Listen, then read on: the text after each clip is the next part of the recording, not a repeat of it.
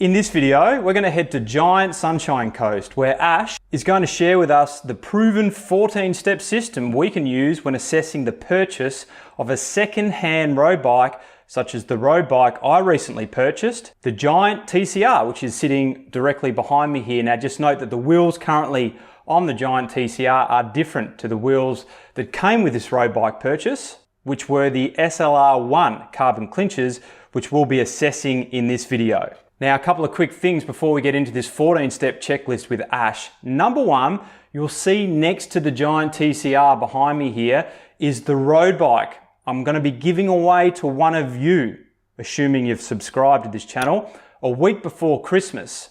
Now, in addition to the giveaway, I'm also going to be doing a complete and comprehensive review on this road bike leading into the giveaway. So all will be revealed next week. The second thing I wanted to quickly mention was this kit, which was sent to me by a channel supporter, Brad Hooker. Thank you very much for sending it through, mate. Who is also friends with the owner of a Prey Velo, a premium cycling-inspired fashion and lifestyle brand based in Sydney, Australia. Brad actually races with the Sydney cycling team that wear the brother kit to this kit. And after wearing this kit a number of times and being impressed with not only the design, but also the cut, really fits nicely, wearing it in some videos, having some comments from channel supporters, and even my wife, who was impressed. The kit's so exciting, it makes your dick look really small. Yeah! I really like it. Be good to see the pants on you, because I can't find them. So what I've done is I reached out to Brad. I said, can you get in contact with the owner of a Prey Velo and see if he would be up for doing a little promo on this kit, which he was. So what we're going to do, it's an affiliate code that I'm going to share with you. So a little bit of commission will come back to me to help support the channel. But I've also negotiated for you to get 10% off this magnificent Italian crafted cycling kit for up to 7 days. All details will be linked to below. And let's get into this video. All right, mate, today we're going to go through a 14-point checklist here. Oh, okay. And this guy's going to be pretty comprehensive and it'll give you a really good overall picture of the condition of your bike that you've just purchased. Yeah, okay, right. All right. So I think it's going to be good to go through one by one. Okay. So we'll actually start with something really obvious, which is the tyres, and we'll check the condition of these. Yeah, right. So it's not only just the tread itself and the actual condition of it, it's the actual condition of the rubber structurally. Okay. These tyres, all tyres are basically manufactured with a lot of oils and things in them. Yep. And sometimes with the UV and conditions that if your bike's in storage a lot, you can actually lose a lot of those oils and they can't be put back into the tyre. So they basically can perish and you'll start seeing some cracks and things like that. So even though you'll say tread is good, the actual safety and the grip is not going to really be there. So on this bike we can see that it's really quite good. Everything's quite structurally okay. You can't see any sort of deflection or cracking through that rubber there. So we've got a nice tick there. That's number one. What's number two? Second, while we're on the subject of wheels, we're going to look at the cones. Cones is basically where the hub flanges bolt in together and that clamps on the bearings. Sometimes if they're actually ridden loose for a little while, it can do damage that can't be really fixed very easily. So the reason we do this checklist is to go, hey, you might actually be up for new hubs, which in most cases can actually mean new wheels. So it's worth just checking laterally here that there's no play. That feels really good. Giant wheels by mention are actually pretty kick-ass too, so we don't have to worry too much. And we've got the rear here with zero play as well and zero knocking. So what do you mean by play, just for people at home? So play basically means that there's a little bit of movement before it knocks against the bearing block, and that'll do it laterally. The other thing to check is a thing called chain suck. So if I pedal this bike and then I stop pedaling, your cranks stay still. Sometimes the condition of what's called the free hub, where these gears actually attach to the hub, can actually be damaged as well. And it means that if I pedal and let go, the chain will actually keep pushing along there because there's so much friction in the hub. And that's what causes chain suck. And that can be a big issue as well because it can actually get bound up in your cranks and cause quite a big accident. Okay. So the next thing we'll check is basically, again with wheels, the basics of just going, yes, these are actually nice and true. Yeah, okay.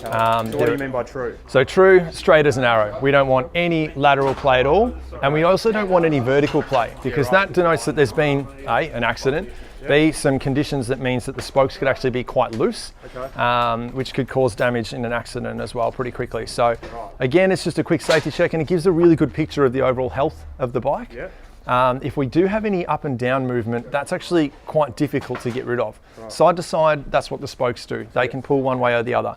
Up and down, it's generally the rim that's going to be damaged and might actually need replacement as well. Right, okay. All right. So that's number 3, what's number 4? Number 4, we're looking at brake pads. So where those brake pads actually contact that rim.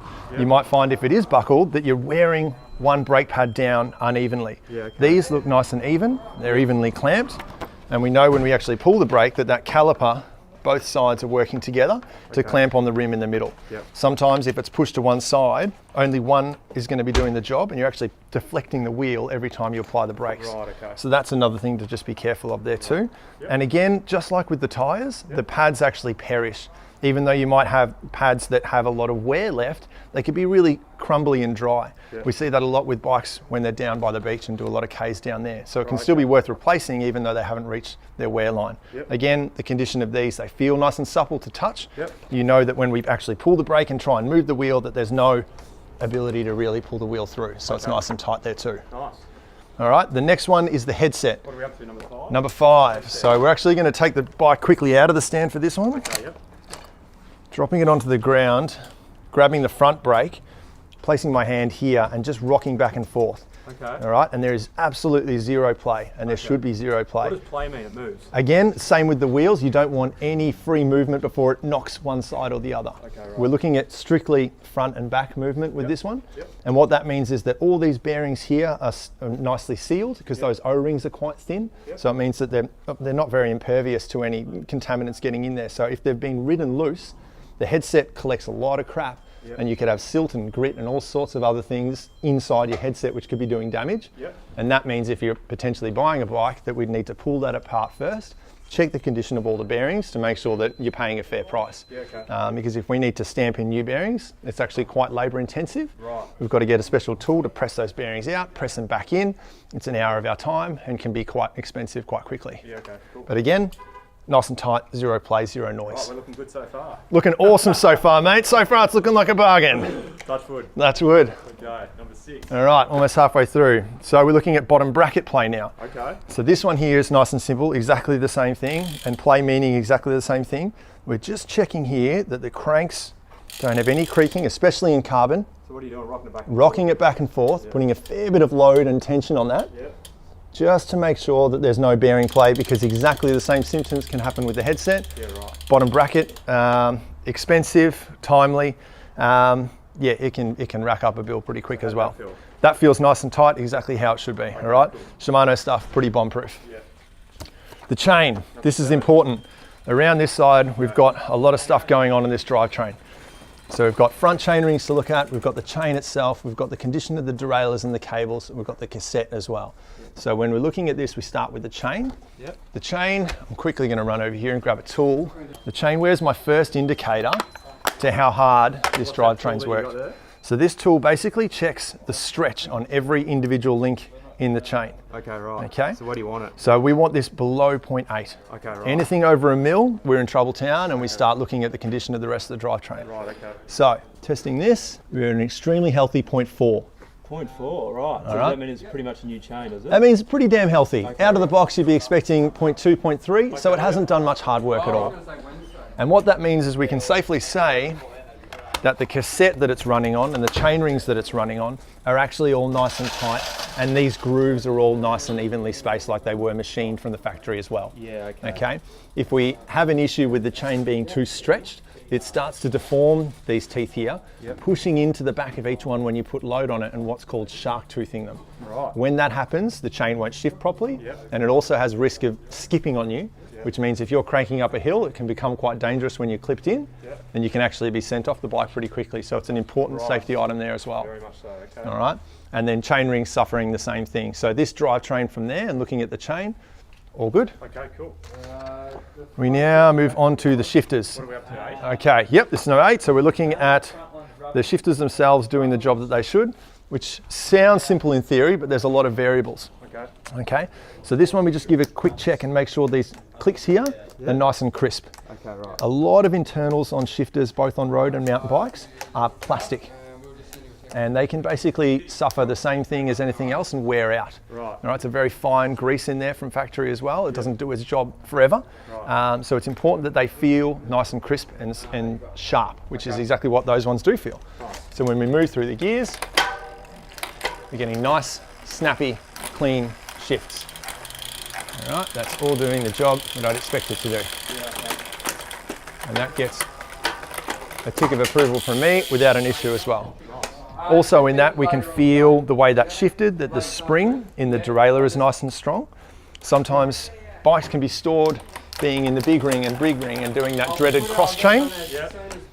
As you can see here, this is stretching the spring on that derailleur way too much, all right? It's a terrible way to store the bike, but a lot of people do, they don't realise. So you can come back to your bike after 6 months and have a pretty flogged out derailleur from not even riding it. So again, Best way to store your bike in. so we just want to do a small ring and a small ring, and that just basically allows it in its most relaxed position there. Yeah. So the spring's under as minimal tension as possible, all right? Nice. Again, so shifters are looking good. The cables that drive those shifters. Number 9. Number 9. So we've got a lot of internal cable routing on here, which is awesome. Days of old, we've got a lot of bikes with exposed sections of cable. Living by the coast up here especially, rust out really quickly. The corrosion as well, even around those little alloy caps where they all join, can all be points of friction and wear.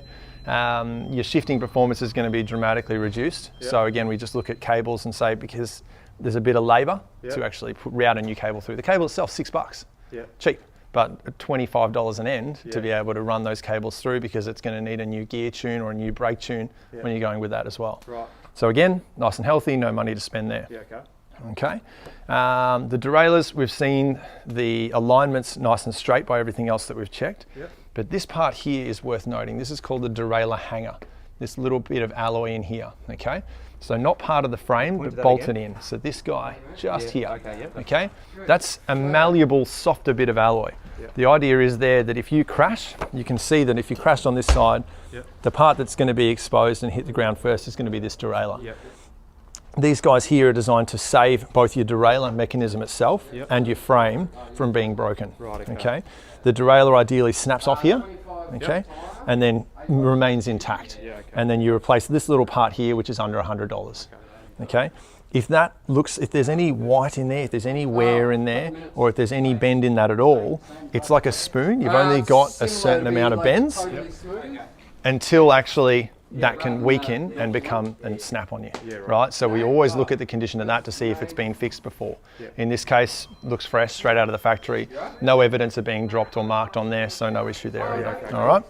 So the seat is number 11, basically the condition of it, because again, that can be quite expensive to replace quite a good saddle. People don't realise that there can be hundreds of dollars in these things, especially when you've got things like carbon bodies to them, titanium rails, adds up super quick. So a simple tear could actually wreck your $300 nicks. So it's ideal to, when you're buying a second-hand bike again, you just go. Sorry? Are you buying matte? I'm buying matte, exactly right. Yeah. We're top level stuff, mate. Absolutely, only the best. But yeah, there's some more thrifty giant options if you want to wear through them instead, and then it's your skin. But yeah, no. Ideally, a saddle in good condition is really important as well. Also, to keep that support as one of your only contact areas on the bike as prime as possible as well. It's designed out of the factory to have a very specific shape. If that's weakened or any sort of deformities in it, it can mean a lot of pain points and other things that really mess up your fit on the bike as well. So it's important to check that. All right, we move on to the pedals. These ones are pretty damn simple. You're obviously running the speed plays, which means the main part that's doing all the work is clamped to your shoe. So I don't have to worry about it in this case. We can basically feel that the bearings are good. There's no, again, play there. Nothing to worry about. With other mountain bike pedals, for example, there could be all sorts of things with the pins that are replaceable that could be falling out. A lot of people run plastic pedals as well, and they can actually crack and break down, exposing bearings, making it very dangerous. If a pedal fails on you under load, you're never going to have a fun time. So it's always important to check that as well. The grips or the bar tape, just another contact area to be aware of. This looks fantastic, Nick. It's something that can, again, be a really good indicator of the use that the bike's had. Okay. If we're looking bar tape that's in bad nick, it's definitely worth replacing, because telltale sign, it's It's been used and abused. But the other good thing is when you've got a nice firm contact point, when you're in a bunch ride or something like that, it's important to really have that grip nice and solid. If you're missing bits of bar tape or it's starting to deform, that means your hand's actually going to slide before that steering input actually happens. So it's basically delaying your reactions and creating a pretty dangerous environment. Short of x-raying a carbon frame, which is available, a good quality visual inspection is really important, because even things like chips and cracks in paint can be an indicator of some sort of issue underneath there. And we don't want anything like that in something that's going to be doing the sort of work you're putting through this sort of thing, all right? So what we'd be doing, essentially, any sort of known stress areas, we'd be really going over the fine tooth comb. Known areas like if this had an accident and punched the bars in there, we'd know that there might actually be some cracks under there, through there as well. If it's been dropped or in an accident, through here suffers a lot of loading, through here suffers a lot of loading, so just looking for any sort of stress fractures through there. Around the bottom bracket if it's been slammed and stuff too. And another bonus one is people put these in bike racks on their roof, and we find that when they're clamped in, they can easily be clamped too tight. Carbon is quite unique in the way that it's only strong in the way it's woven. So it doesn't leave much room. You'll find, like premium carbon rims, for example, you can pinch with your fingers and it'll deflect in and deflect out. That's got nothing to do with the strength of the overall rim, because it's all torsionally held together in its solid wheel form. It's exactly the same in a triangle on a bike. So if you clamp a specific area that's not designed to have that sort of load applied, you can actually do some damage through there. And it's not uncommon to see these bikes that have been clamped on a roof and driven around the country and been raking and shaking on top of there, that they can actually have some fractures and some things in there as well that can compromise obviously the whole frame pretty quickly. So again, this bike, super healthy. I've got no issues with this one, mate. I think you've got a bargain.